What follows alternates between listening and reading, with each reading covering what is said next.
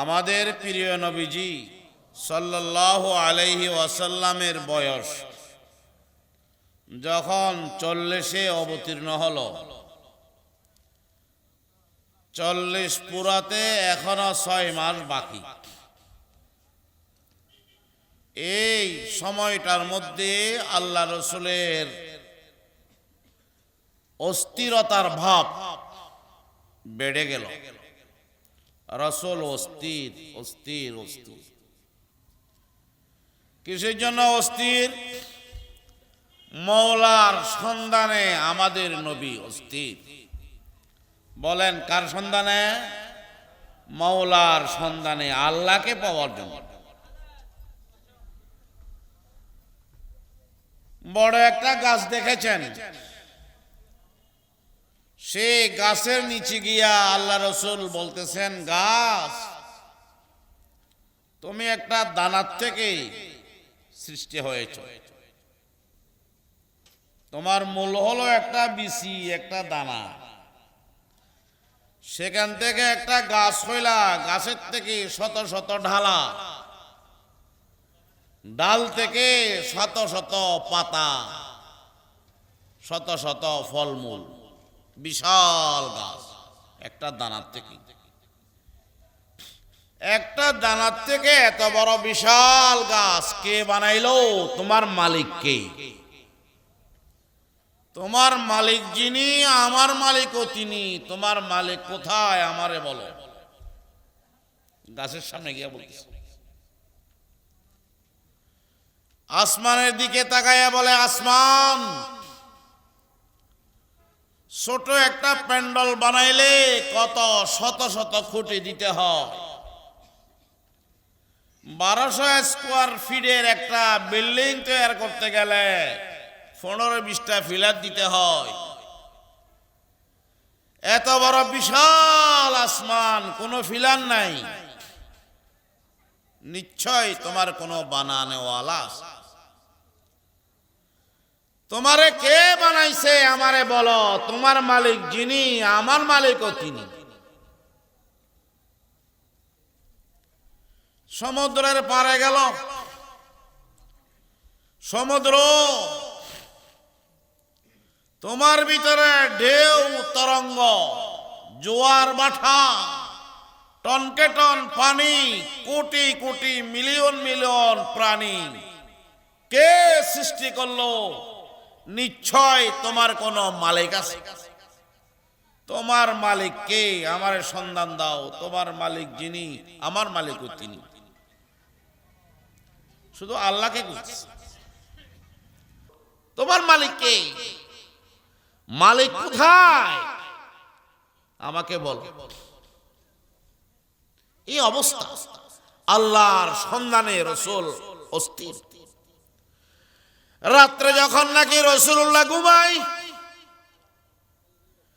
শুধু স্বপ্ন দেখে স্বপ্ন দেখে স্বপ্ন দেখে। রাত্রে যেগুলা স্বপ্ন দেখে দিনের বেলায় সেগুলা বাস্তবায়ন হয়।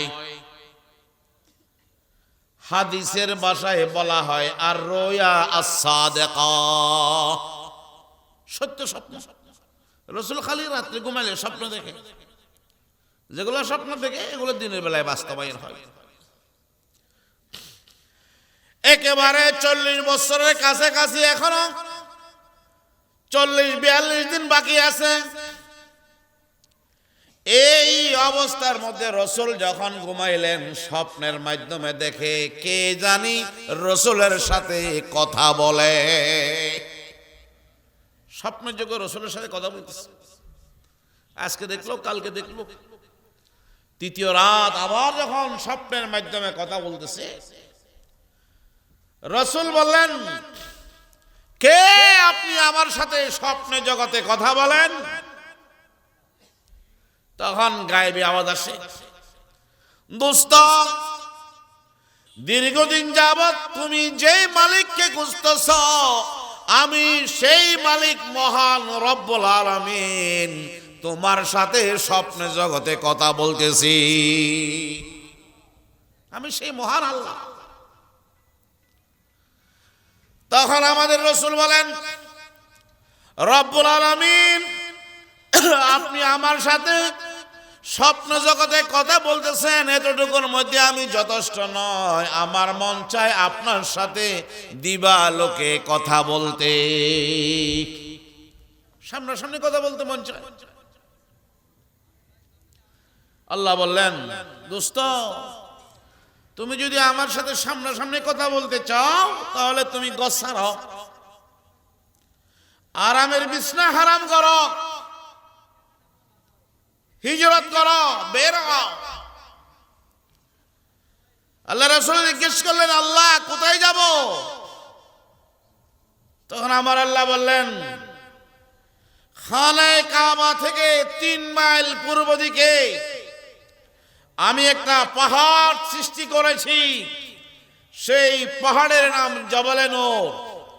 তুমি সেই জবলে নূরের হেরা গুহায় যাও, ওখানে একেবারে পাহাড়ের চূড়ায় একটা গর্ত আমি বানিয়েছি, একজন লোক বসে যেন আমি আল্লাহর ইবাদত করতে পারে, সেই গর্তে তুমি যাও। সকালবেলা আল্লাহ রাসূল ঘুম থেকে উঠে গাড়ি গোল করতেছে, কাফর সফর বাস করতেছে। হযরত খাদিজাতুল কুবরা রাদিয়াল্লাহু তাআলা আনহা জিজ্ঞেস করলেন, ইয়া রাসূলুল্লাহ, স্বামী আপনি কোথায় যাবেন? কাফর সফর বাস করতেছেন, কোথায় যাবেন নাকি? আল্লাহ রাসূল বললেন, তোমাকে আমি বলবো না, আমি সফরে যাব, কোথায় যাব সেটা বলবো না।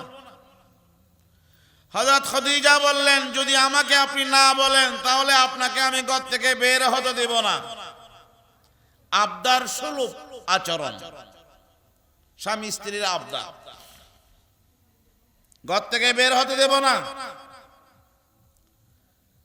তখন আল্লাহ রাসূল বললেন, তো যখন তুমি এভাবে বলতেছ তাহলে তো তোমাকে বলতেই হয়। খাদিজা, আমি আমার মালিকের সন্ধানে আমার আল্লাহর সাথে কথা বলার জন্য জবলে নূরের হেরা গুহায় যাচ্ছি, তুমি যদি পারো আমার জন্য ডেলি 2 বেলা খাবার নিয়ে যাইবা। কয় বেলা? 2 বেলা। হযরত খাদিজাতুল কুবরা রাদিয়াল্লাহু তাআলা আনহা বলেন, ও আমার স্বামী রে, ডেলি যদি 2 বেলা খাবার নিয়ে যায়, সকাল বেলার নাস্তা আবার কে নিয়ে যাবে?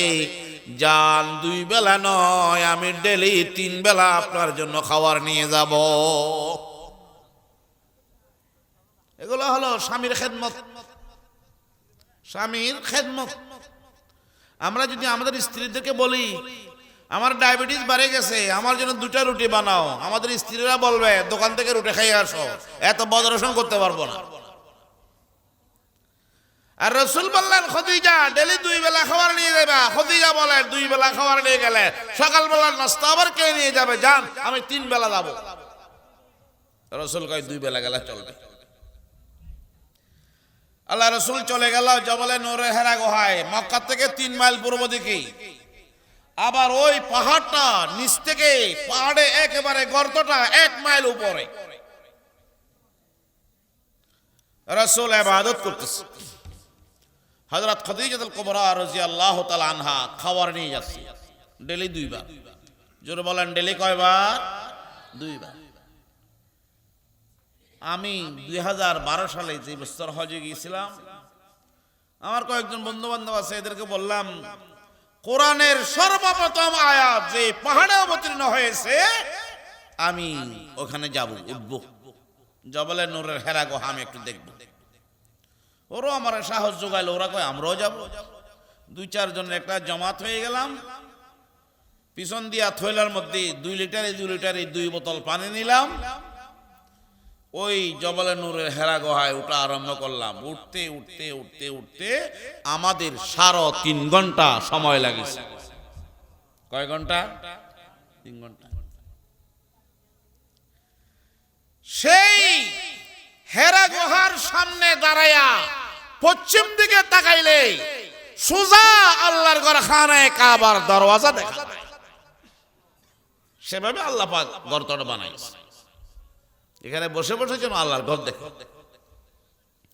ভিতর দিয়ে এভাবে কল্লা ঢুকে দেখলাম এত সুন্দর ছাদ, একটা পাথর দিয়ে ছাদ।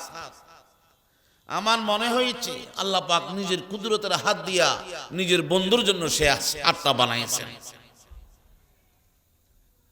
ওখান থেকে নামার পর 15 দিন পর্যন্ত হাঁটু ব্যথা, না পায় মাস্টাররা জানিয়ে গেছিলাম সব শেষ। 15 দিন ব্যথা।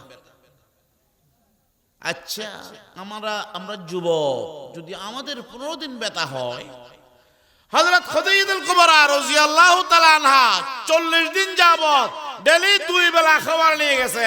হযরত খাদিজার কি কষ্ট হয় নাই? কি বলেন আপনারা, হয় নাই? অবশ্যই কষ্ট হয়েছে 40 দিন যাবত। আর আল্লাহ পাকের একটা আদত, আল্লাহর একটা অভ্যাস, যারা ইসলামের জন্য কুরবানি দেয় আল্লাহ পাক তাদেরকে সম্মান দেয়। সুবহানাল্লাহ বলেন না? তাদেরকে কি দেয়? সম্মান দেয়। হযরত খাদিজাতুল কুবরা রাদিয়াল্লাহু তাআলা আনহা ইসলামের জন্য কষ্ট স্বীকার করেছেন, আমার আল্লাহ খাদিজাকে সম্মান দিয়েছে। কি সম্মান দিল? একদিন রাসূলের জন্য প্লেটে করে খাবার নিয়ে আসতেছে। ওই মুহূর্তে আল্লাহ পাক জিবরাইলকে পাঠাইছে। জিবরাইল, ওই যে একজন মহিলা আমার হাবিবের জন্য প্লেটে করে খাবার নিয়ে আসতেছে, জিবরাইল তুই যা, তুই গিয়া আমার হাবিবকে বল সেই মহিলাটাকে আমি আল্লাহ সালাম জানাইছি। কে সালাম দিছে? জোরে বলেন না, কে দিল? স্বয়ং আল্লাহ। মন্ত্রী যদি রাস্তার মধ্যে গাড়ি দাঁড় করাই আমার সালাম দেয়, আমি খুশি। কি বলেন, খুশি হবেন না? এমপি সাহেব যদি গাড়ি দাঁড় করাই সালাম দেয়, ঠাকুর কেমন আছেন, খুশি। আর এখানে কে এমপি সাহেব আর মন্ত্রী সালাম দিছে? বলেন না, কে সালাম দিছে? স্বয়ং আল্লাহ। আল্লাহ পাক একজন মহিলাকে সালাম দিয়ে এই কথা প্রমাণ করলো ইসলাম ধর্মের মধ্যে নারী জাতির সম্মান আছে। নারী জাতির সম্মান আছে, এটা বুঝাইতে চাই। আমাদের দেশে কিছু বুদ্ধিজীবী আছে, এদের দাবি হলো ইসলাম নারীদের উপরে জুলুম করেছে। জোরে বলেন নাউজুবিল্লাহ। নারীদের সাথে ইসলাম অন্যায় আচরণ করেছে, এটা বুদ্ধিজীবীদের দাবি। আমার এক মুসল্লি ঢাকাতে, ঢাকা বিশ্ববিদ্যালয়ের ডক্টর, আমার একদিন কয় হুজুর আপনার সাথে আমার কিছু কথা আছে। আমি বললাম কি কথা আবার? কয় আপনাকে বসাইয়া একা বলতে হবে। আমি কই চলেন, রুমে নিয়ে গেলাম। আমি কইলাম ডক্টর সাহেব কি কথা বলবেন? কয় হুজুর আমি অনেক দিন যাবত কোরআনের তাফসীর পড়তেছি। বাপরে বাবা, কোরআনের তাফসীর পড়ে? তা আমি কই তুই ভালো কথা। কয় কোরআনের তাফসীর পড়া ইসলামের উপরে আমার বিরাট আকারের একটা প্রশ্ন আসছে। কি প্রশ্ন ইসলামের উপরে আইলো আবার? কয় হুজুর ইসলাম ধর্মের মধ্যে নারী জাতির উপরে জুলুম করা হয়েছে, নারীর সাথে ইসলাম ইনসাফ করে নাই। আমি বললাম ডক্টর সাহেব, ইসলামের কোন বিধান যদি নারী জাতির উপরে জুলুম করেছে প্রমাণ করতে পারেন, সারা জীবন আমি আপনার গোলামি করব। তো সে আমারে কয় হুজুর রাগ করেন না, আমার কাছে ডকুমেন্ট আছে, শোনেন আপনি। আমি বললাম কি ডকুমেন্ট, শোনান। কয় হুজুর আপনি বলেন তো, আপনি তো মুফতি সাহেব, আপনি বলেন তো ইসলাম ধর্মের মধ্যে যদি বাবা মারা যায় সম্পদ কিভাবে বন্টন হয়, মিরাস। তখন আমি বললাম বাবা মারা গেলে 16 আনা সম্পদ, 8 আনা পাবে ছেলে, 4 আনা পাবে মেয়ে, বাকি 4 আনা পাবে অন্য আত্মীয় স্বজনরা।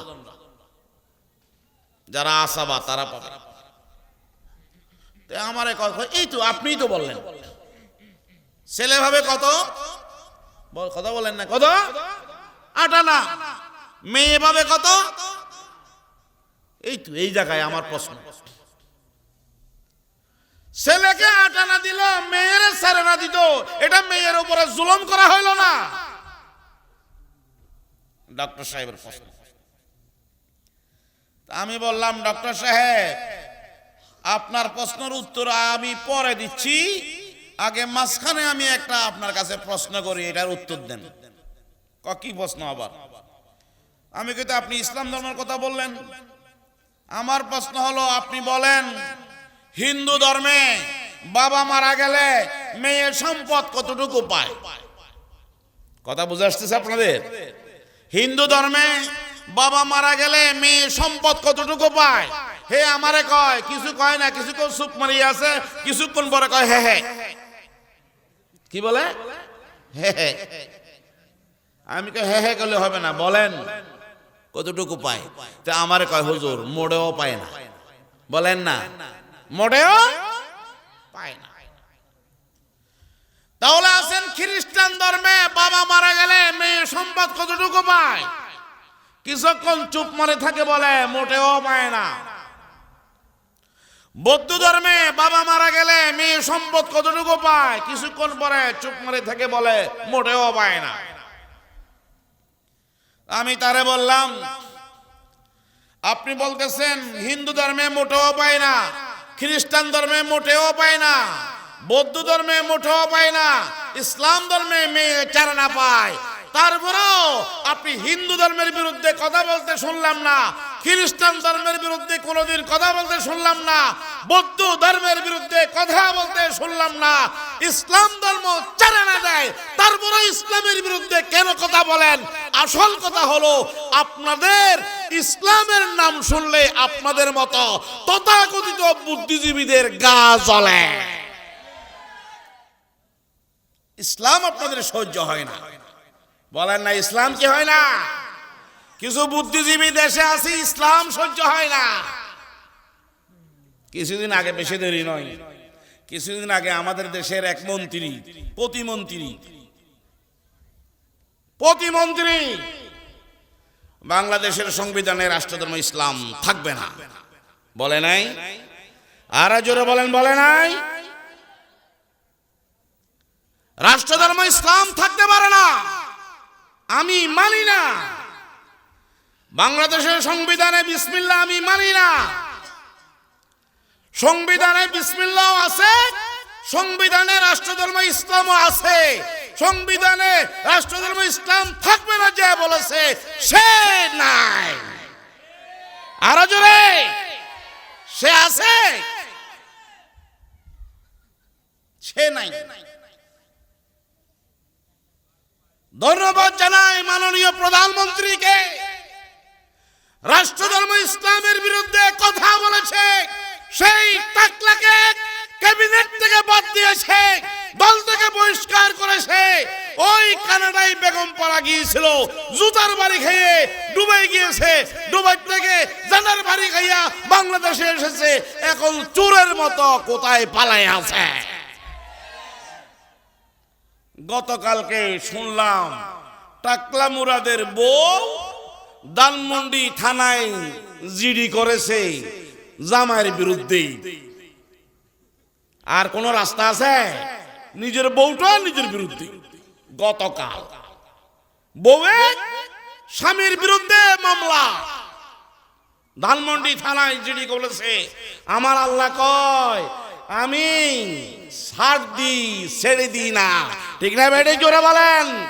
শুধু টাকলা নয়, টাকলার মতো যারা ক্ষমতায় বসে, চেয়ারে বসে ইসলামের বিরুদ্ধে বলবে, কাউকে আল্লাহ পাক ছাড় দিবে না। শিক্ষা নিতে হবে।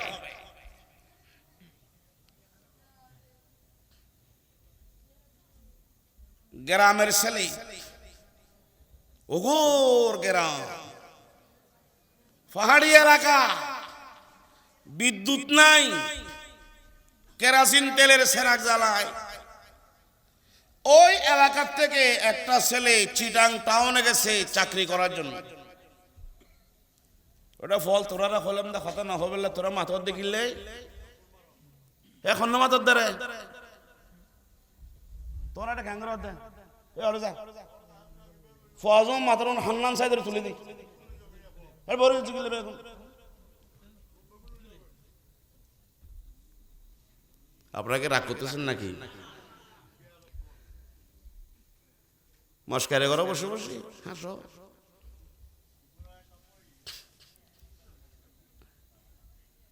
গ্রামের ছেলে শহরে গেছে চাকরি করার জন্য।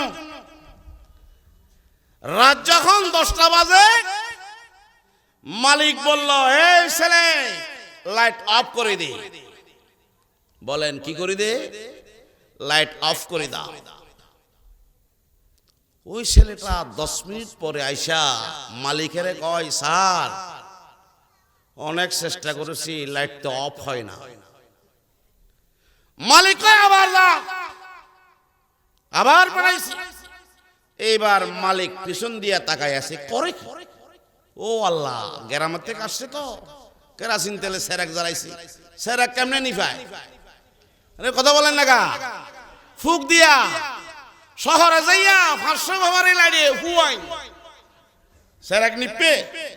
বলেন না কেন নিবে? মালিকে কয়, এই গ্রামের বোকা, এটা কেরাসিন তেলের চেরাগ নয়, ফুক দিলে নিবে না। কেরাসিন তেলের চেরাগ নয়। কথা ঠিক না বে ঠিক জোরে বলেন।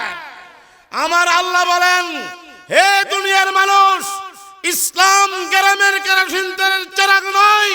পৃথিবীর কোন শক্তি ইসলামকে ফুক দিয়া নিভাইতে পারবে না। যারা ইসলামকে নিভাইতে চায় ওরাই অটোমেটিক নিভে যাবে।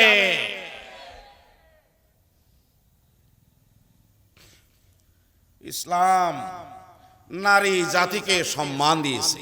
সুবহানাল্লাহ বলেন। নারী জাতিকে সম্মান দিয়েছে। কতটুকু সম্মান ইসলাম ঘোষণা করলো।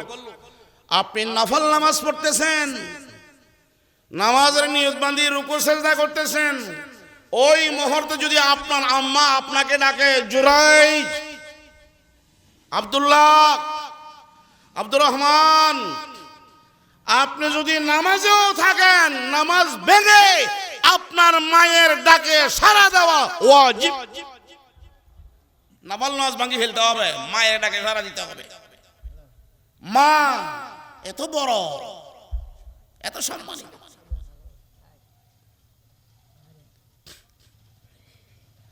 ইসলাম বলেন, যার ঘরে 2টা মেয়ে অথবা 3টা অথবা একটা মেয়ের বাবা, আপনি মেয়ের বাবা ভাগ্যবান, মেয়ের মা ভাগ্যবতী। যার ঘরে একটা মেয়ে অথবা 2টা মেয়ে অথবা 3টা মেয়েগুলিকে 12 করে পড়াশোনা করাইয়া দিনদার একজন ছেলের কাছে আপনার মেয়ে বিবাহ দিলেন। ঘর সংসার করতেছে। মেয়ে থেকে জিজ্ঞেস করলো, মা তুমি কেমন আছো? আপনার মেয়ে বললেন, আব্বু আমি খুব সুখে আছি। আল্লাহ রসুল বললেন, সেই মায়ার, সেই মেয়ের গার্জিয়ান আর আমি রাসূলুল্লাহ জান্নাতে এভাবে থাকবো। সুবহানাল্লাহ বলেন। এভাবে থাকবো। এই 2 আঙ্গুল যেরকম একটা আরেকটার কাছে, আল্লাহ রসুল বলেন মেয়ের বাবা আর আমি রাসূলুল্লাহ সেরকম কাছে। আল্লাহ রাসূল সাল্লাল্লাহু আলাইহি ওয়াসাল্লাম জবালে নূরের হেরা গুহায় 40 দিন যাবত ইবাদত বন্দেগীতে মগ্ন। হযরতে খুদাইয়াতুল কুবরা রাদিয়াল্লাহু তাআলা আনহা রাসূলুল্লাহর জন্য খাবার নিয়ে যায়। 40 দিন পার হওয়ার পরে রাসূল পাকের খেদমতের মধ্যে হযরতে জিবরাইল আলাইহিস সালাতু ওয়াস সালাম তাশরীফ আনলেন। জিবরাইল আসিয়া আমাদের রাসূলকে বললেন, ইকরা। বলেন কি বললো? সবাই বলেন কি বললো? ইকরা। ইকরা অর্থ পড়ো। বলেন না ইকরা অর্থ পড়ো। ইসলামের সর্বপ্রথম শব্দ, কোরআনের সর্বপ্রথম শব্দ ইকরা।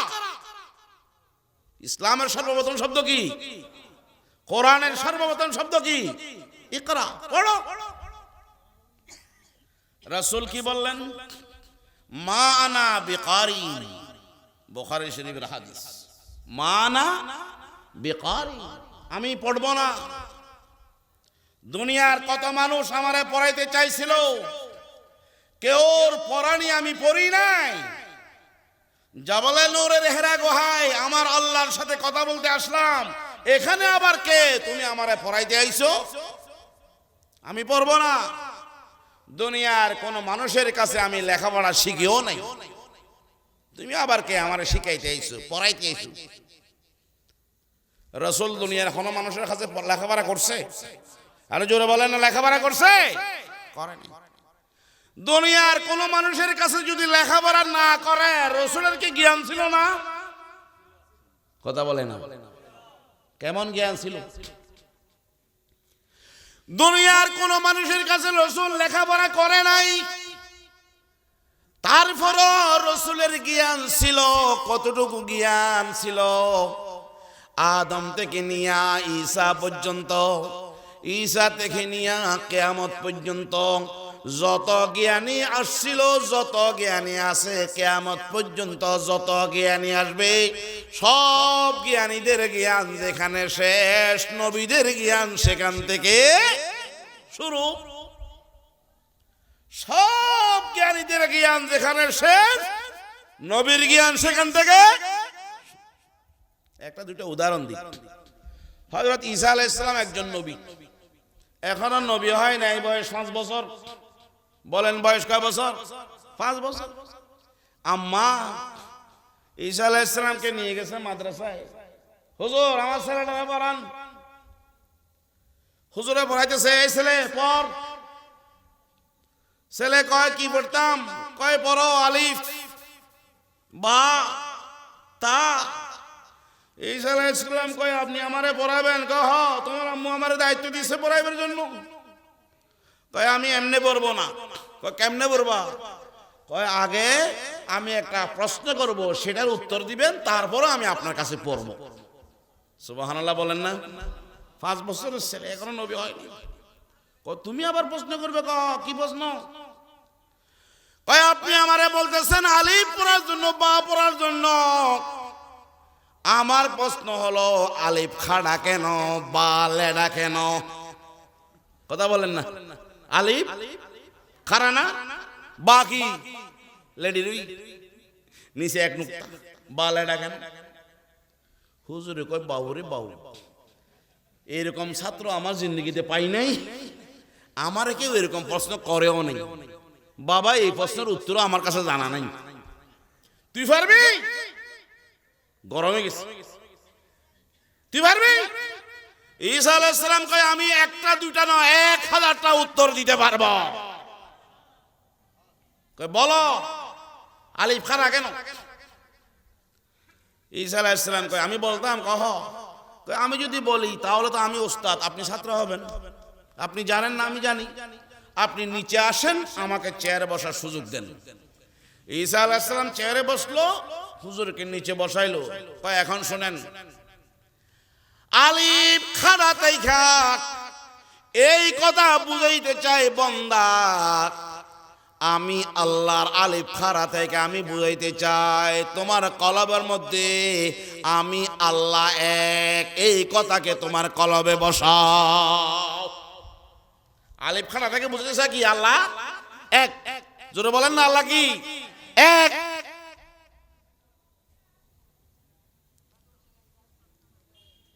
কাফেররা এটা মানে? বলেন না, কাফেররা আল্লাহ এক এটা মানে? এটা মানে না। 360 খোদার ইবাদত তারা করে। আর আমার রাসূল বললেন লা ইলাহা ইল্লাল্লাহ, কুলু লা ইলাহা ইল্লাল্লাহ তুফলিহু, এক আল্লাহর কলবে জায়গা দাও।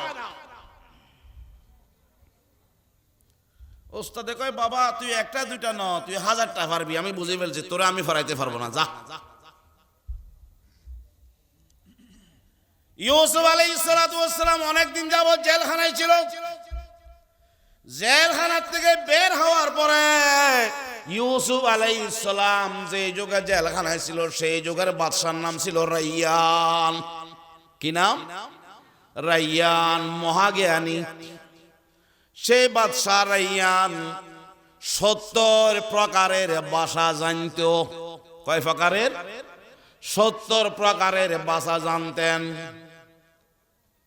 ইউসুফ আলাইহিস সালামকে প্রশ্ন করলো, ইউসুফ নবী উত্তর দিল। আর এক ভাষায় প্রশ্ন করলো, উত্তর দিল। আর এক ভাষায় প্রশ্ন করলো, সেই ভাষায় উত্তর দিল। 70 প্রকারের ভাষা দিয়া ইউসুফ পয়গম্বরের কাছে প্রশ্ন করে, ইউসুফ পয়গম্বর উত্তর দেয়।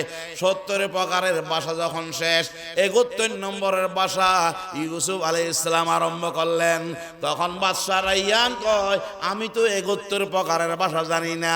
ইউসুফ আলাইহিস সালাম কয়, বাদশা সাহেব, 70 প্রকারের ভাষার মধ্যে আপনার জ্ঞান শেষ, আমি ইউসুফ পয়গম্বরের জ্ঞান এখান থেকে শুরু। 71 নম্বরের ভাষা আরবি। বাদশা রাইয়ান কয়, তুমি এটা কার থেকে শিখছো? ইউসুফ আলাইহিস সালাম কয়, আমার দাদার ভাইয়ের ভাষা। আরবি ভাষা কার ভাষা? আমার দাদার ভাইয়ের ভাষা। ইউসুফ আলাইহিস সালামের বাবার নাম হলো ইয়াকুব, ইয়াকুবের বাবার নাম হলো ইসহাক, ইসহাকের ভাইয়ের নাম হলো ইসমাইল। আরবি ভাষার প্রতিষ্ঠাতা হলো হযরত ইসমাইল আলাইহিস সালাতু ওয়াস সালাম। এরকম আরো অনেক লম্বা ঘটনা আছে, এগুলো আমি গেলাম না। এখন আসেন আমাদের নবীর জ্ঞান কতটুকু? আসমানের মধ্যে চন্দ্র আছে না নাই? বলেন না, চাঁদ নাই? চাঁদের মাঝখানে একটা কালো দাগ আছে না নাই? ছোটবেলায় দাদির থেকে জিজ্ঞেস করলে, দাদি চাঁদের মাঝখানে এই যে কালো দাগটা এটা কি? দাদিরা বলতো, কই বুড়ি একটা বসে বসে ফুটা ছাড়তেছে। বলেন না, বুড়ি বসে বসে কি ছাড়ে? ফুটা ছাড়ে। তো আমরা এরকম করে হাত ধরে থাকতাম, ফুটা যেন পরে হাতে যেন ধরতে পারে। কি ফুটে উঠতে? আর ছেলে কিছু আসিল, ওই তুলসী গাছ, তুলসী গাছ আছে না, তুলসী গাছের নিচে দাঁড়াইতো, তুলসী গাছের নিচে থেকে এমন ফুটা পড়বে। বৈজ্ঞানিক থেকে প্রশ্ন করা হলো, চন্দ্রের মাঝখানে কালো দাগটা কি? সারা পৃথিবীর বৈজ্ঞানিকরা বললেন, চন্দ্রের মাঝখানে কালো দাগটা হলো পৃথিবীর ছায়া। বলেন না, কি বললো? পৃথিবীর ছায়া। পৃথিবী আর ছায়া ফেলাইবে জায়গা পাই নাই, চাঁদের দেশে গিয়া ছায়া ফেলাই। আমার রাসূল থেকে সাহাবায়ে কেরাম যখন জিজ্ঞেস করলেন, ইয়া রাসূলুল্লাহ, চন্দ্রের মাঝখানের কালো দাগটা কি? আমার নবী বললেন, সাহাবীরা রে, চন্দ্রের মাঝখানের কালো দাগটা আমার আল্লাহর কুদরতের নিশানা। আল্লাহর কুদরতের। সাহাবায়ে কেরাম জিজ্ঞেস করলেন, ইয়া রাসূলুল্লাহ, আল্লাহর কুদরতের নিশানা বলছেন, একটু পরিষ্কার করে ভালো করে আমাদেরকে বুঝাইয়া বলেন। তখন আল্লাহ রাসূল বললেন, সাহাবীরা রে, সূর্যের মধ্যে যেরকম আলো আছে, চন্দ্রের মধ্যেও সেরকম আলো ছিল। বলেন না, চন্দ্রের মধ্যে সেরকম আলো ছিল। দিনও আলোকৃত, রাতও আলোকৃত।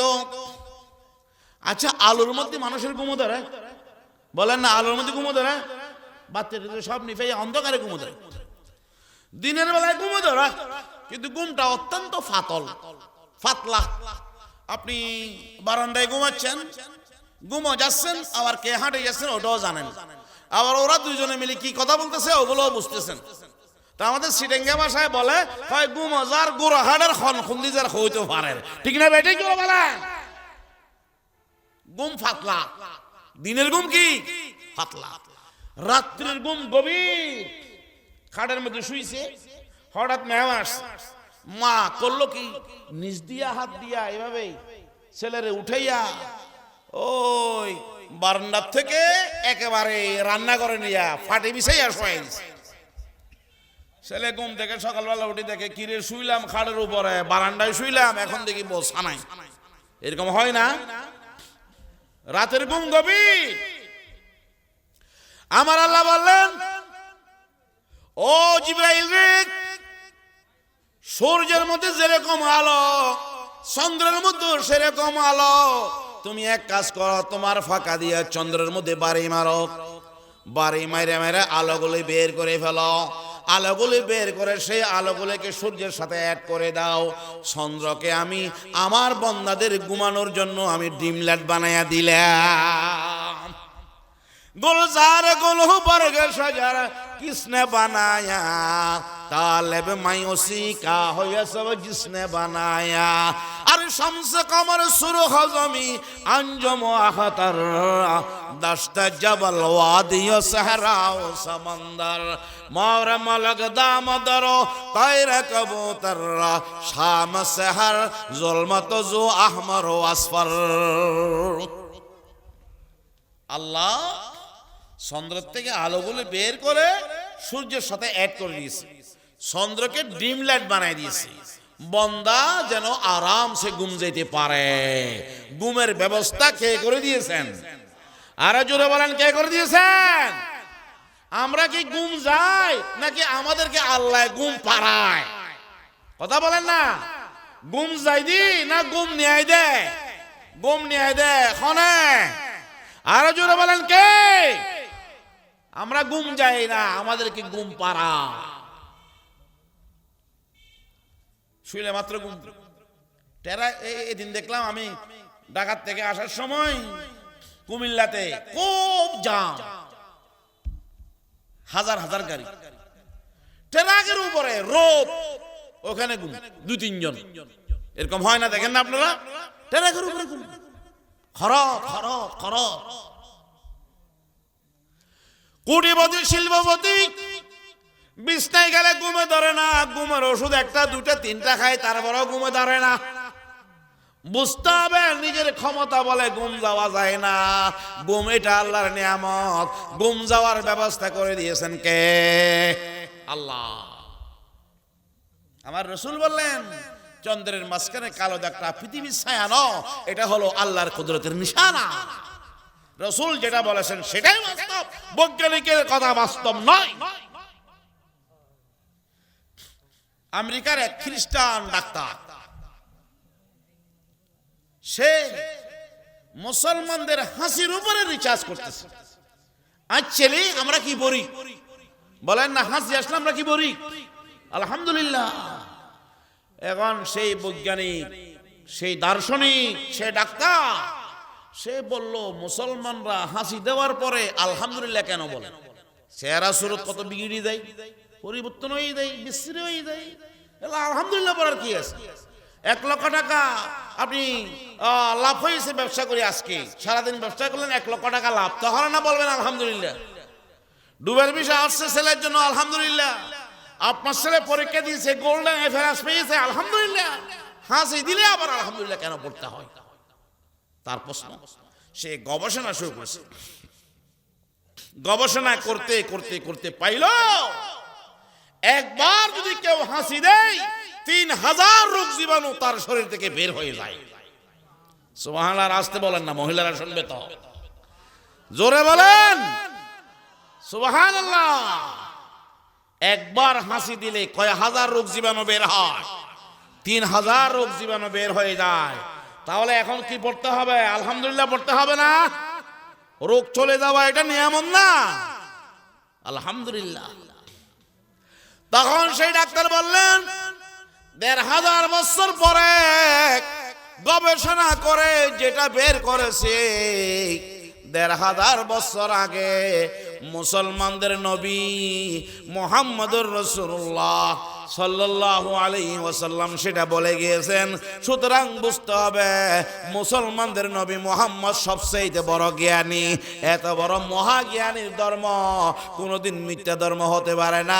আমি খ্রিস্টান ধর্ম বাদ দিলাম, মুসলমানদের একটা সুন্নতের উপরে রিসার্চ করে সেই ইসলাম ধর্ম গ্রহণ করলেন। লা ইলাহা ইল্লাল্লাহু মুহাম্মাদুর রাসূলুল্লাহ সাল্লাল্লাহু আলাইহি ওয়াসাল্লাম। ইসলামের সর্বপ্রথম শব্দ কি? জোরে বলেন, সর্বপ্রথম শব্দ কি? কোরআনের সর্বপ্রথম শব্দ কি? ইকরা, পড়ো। কি পড়তু? আগুডম বাগুডম গোলাডম সাহায্যে এগুলা পড়তু। কখনো কখনো ময়না পড়ে দিব গয়না, এগুলা হাট্টিম হাট্টিম টিম, তাদের খাড়া দুটা শিং মাঠে পারে ডিম, এটা বলতো বলেন না।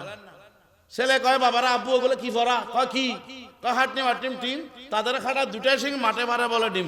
গরু ছাগলের মাথার উপরে শিং আছে, গরু ছাগল ডিম পারে? রাজগানায় ডিম পারে মনে হয় না? আচ্ছা হাঁস মুরগি ডিম পারে, তাদের খাটা দুটা শিং আছে, এগুলো কি?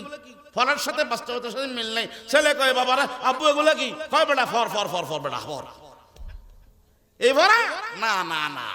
ইকরা কোরআন পড়ো, ইকরা হাদিস পড়ো, ইকরা কোরআন তেলাওয়াত করো, ইকরা রাসূলুল্লাহর হাদিস পড়ো, ইকরা দ্বীনি আলম শিক্ষা করো। যারা দ্বীনি আলম শিক্ষা করবে তারাই হলো ইকরার মেজদাক, তারাই হলো ইকরার বাস্তবতা। আল্লাহ পাক পরওয়ারদিগারে আলম আমাদের সকলকে দ্বীনি আলম শিক্ষা করার তৌফিক দান করুক, বলুন আমিন। রাজগানা মাদ্রাসা এটার পরিচয় দেওয়ার মানে হলো বেয়াদবি করা। রাজগানা মাদ্রাসা সমস্ত মুরব্বীদের মাদ্রাসা। ফটিয়ার মুফতি আজিজুল হক সাহেব রহমতুল্লাহ আলাইহির মাদ্রাসা, মাওলানা হেফাজতুর রহমান সাহেব রহমতুল্লাহ আলাইহির মাদ্রাসা, পুরা হাতকন্যা লোয়াগাড়া বেগুনের মাদ্রাসা। বর্তমানে মুফতি আব্দুল হালিম বুখারী দামাত বরকাতুহুমের মাদ্রাসা। আমার ভাই মাওলানা মুফতি হাবিবুল ওয়াহেদ বারাকাল্লাহু তাআলা সারা বাংলাদেশে ওনার একটা সম্মান ইজ্জত, সারা বাংলাদেশে আনাসে কানাসে উনি বয়ান করেন। আমরা ওনাকে খুব সম্মান করি, শ্রদ্ধা করি। মাদ্রাসার জন্য রাত দিন 24 ঘন্টা ফিকির করে। আল্লাহ তাআলা ওনার জানে, ওনার মালে, ওনার হায়াতে বরকত দান করুক, বলুন আমিন। মাদ্রাসা দিনের দিন তরক্কি হচ্ছে, দিনের দিন তরক্কি হচ্ছে। এই মাদ্রাসার প্রশংসা করা আমাদের জন্য বোকামি। প্রশংসা করার মতো জুবান আমার হয় নাই। আমার প্রশংসার অনেক অনেক ঊর্ধ্বে এটা মকবুল দ্বীনের দ্বারা, এই মকবুল দ্বীনের দ্বারা যে আমরা আসতে পেরেছি, আমি এখানে বসে বয়ান করতে পেরেছি, এটা আমি মনে করি আমার সৌভাগ্য। আপনারা যে আসতে পেরেছেন এটা আপনাদের সৌভাগ্য। আল্লাহ পাক পরওয়ারদিগারে আলম এই মাদ্রাসার উসিলায় আমাদের সকলকে কবুল করে নিক।